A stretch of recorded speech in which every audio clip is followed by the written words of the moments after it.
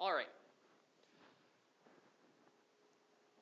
We've been talking the past couple days about methods of sampling, different types of sampling methods. Today we're talking about where that can go awry, and we're talking about specifically different sources of bias that we can have. And so, remember, we have our natural sampling variability where if I'm picking 10 people, picking different groups of 10 will give me different results just by the process of a random selection.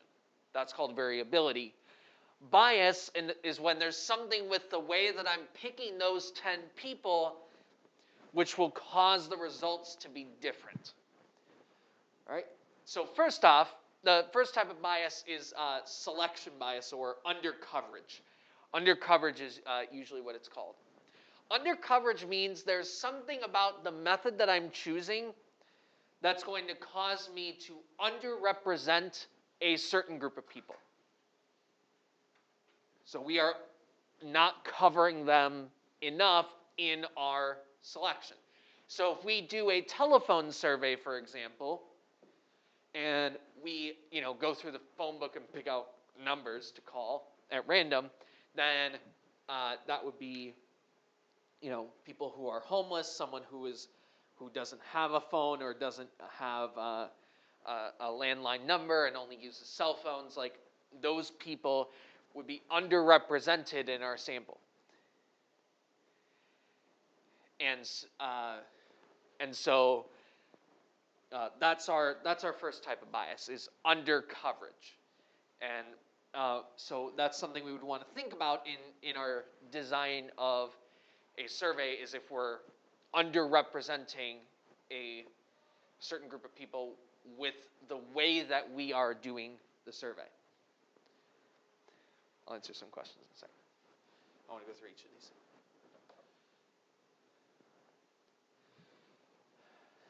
Now, you can also have this happen if you have a survey that is voluntary. So this is called voluntary response bias. So you have where people call in, or we had our last week we had a mock election that student council set out, and one of the things that I was curious about and I was thinking about is, what would it be like if we required everybody in the school to fill that out and fill out the ballot? How would the results be different? Or versus what we had people do is to ask people to do it. So the people who were interested and were strongly opinionated had those different had those strong viewpoints, and so that might have brought out a different group of people if we had everybody take it and required everyone to do it. Another example of this is, I don't know if you've ever seen, like sports radio shows, for example. If they have, when they have people call into the sports radio shows and give their perspective, if you listen to those sports radio shows, it makes it sound like every single coach should be fired from every team. Anytime like one little mistake is made, everyone needs to get fired. And that's the perspective that you think the fans would have if you listen to talk radio. But that's because the people calling into those are the people that are upset, and I'm going to call in and I'm going to give so-and-so a piece of my mind, even though it's not going to do anything. And so those kind of things can lead you to think that a large group of people have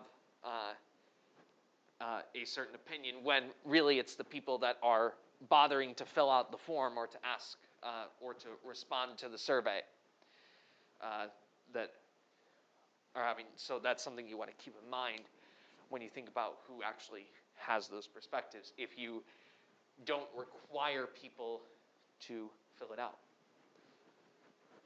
Now, another one that's slightly different. So these are often kind of confused. Um, if you are requiring people to fill it out and then they just don't fill it out or don't answer, that is non-response bias. So non-response bias is literally not responding. They don't respond. So making sure that you make the effort to try and get them to respond. So if you say, hi, we'd like to take a survey, click hang up, that's non-response. Or if they weren't home. This is different from under coverage, because under coverage is saying that it's not possible for you to reach this certain group of people. Here, it's you tried to reach them for the survey and didn't get anything back from them. So those two are slightly different situations. And the problem of not being able to reach people is one of the, main. Kind of response rate is one of the main difficulties that you have with polling, and that people have when they're doing these kind of surveys. And then any other type of bias that you can think of, and that you might usually think of when you think of bias, that's all about picking the groups. Picking the people that you are surveying and trying to reach them. Once you reach them, anything that might influence how they do respond is called response bias. So response bias are things like scale being miscalibrated. This is things like how you word the question can influence how they might answer the question. Characteristics of the interviewer. So if your friend asks you how you felt about the stats test versus if I asked you how you felt about the stats test, you might give a slightly different answer to those two different people. So depending on who asks the question, that might influence how you respond. That's response bias. And then human nature, if it's a subject that people may be uncomfortable talking about or being honest about, that's response bias. Anything that's influencing how they respond. So a couple of examples that I saw with polling in the last year,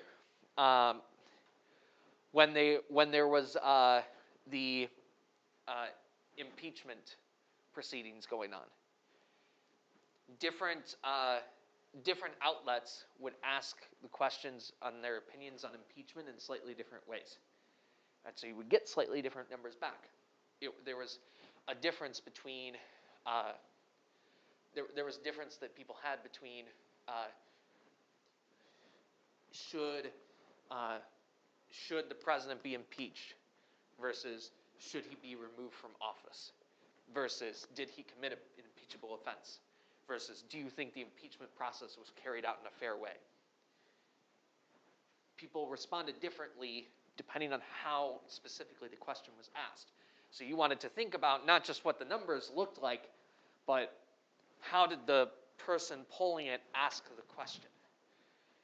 Because if you ask it a bit differently, one that I used to use a while back was people had different opinions about the ACA when you called it the Affordable Care Act versus when you called it Obamacare. People suddenly had different opinions about it versus based on what it was called and how it was framed. Or you could have very leading questions, and I'm sure you've seen questions like that. Given the fact that this company charges way too much and dumps toxic waste in the ocean, do you support buying from this company? It's like, well, you're trying to lead them towards a certain response. Those are all response bias. Those are all ways that it can influence. The other example of wording of the question that I have is going back to school. And so I saw a lot of different data that people were citing on whether we should be going back to school. And the question kept getting asked different ways, which was slightly frustrating to me because people were citing different numbers because the question was asked differently versus like saying, do you think it is safe to send all the students back? Do you think it is important to send all the students back? Do you support sending the kids back 5 days a week? Given that the quality of education is of the utmost importance, do you support sending the kids back 5 days a week? Given that if we send all the kids back 5 days a week, we may not be able to adhere to social distancing guidelines, do you support sending the kids back 5 days a week? Versus just, do you think the kids should be back in school? Would you send your child back to school or send them remotely? All of those are slightly different ways of tweaking the question that I have seen it framed as in one way or the other, and that might slightly change how students or parents or families or staff would respond to it. So those are all examples of response bias. So just to recap these one more time, we have under coverage, which means there's a group that we're not getting to out of the pool of who we're selecting. It's not possible to pick them, so we are not representing them in some way.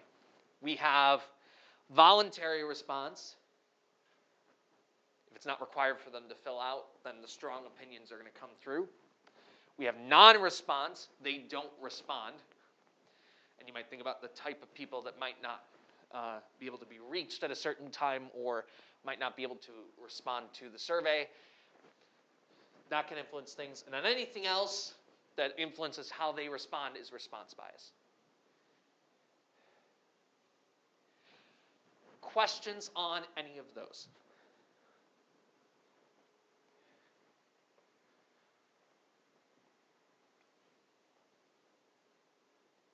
You had questions earlier. Did I answer them?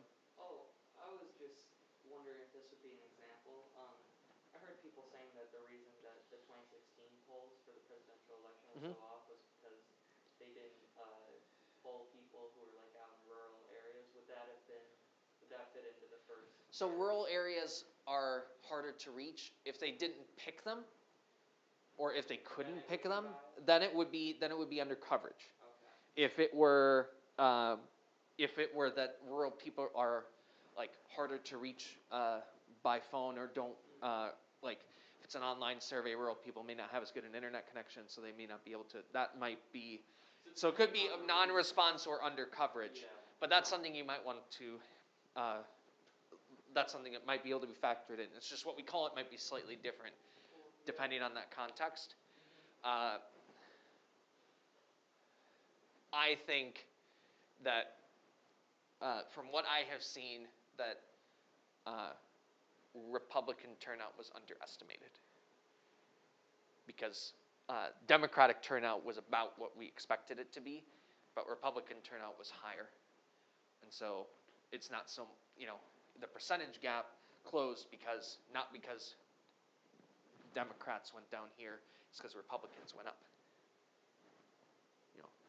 Trump turned out more people than 2018. Like that's what than 2018 turned out. And so you saw some districts that may have flipped blue in 2018 as kind of a little bit of a surprise. Some of them flipped back red because some of those Republicans that didn't turn out for the midterms, they turned out for Trump. So. Anything else?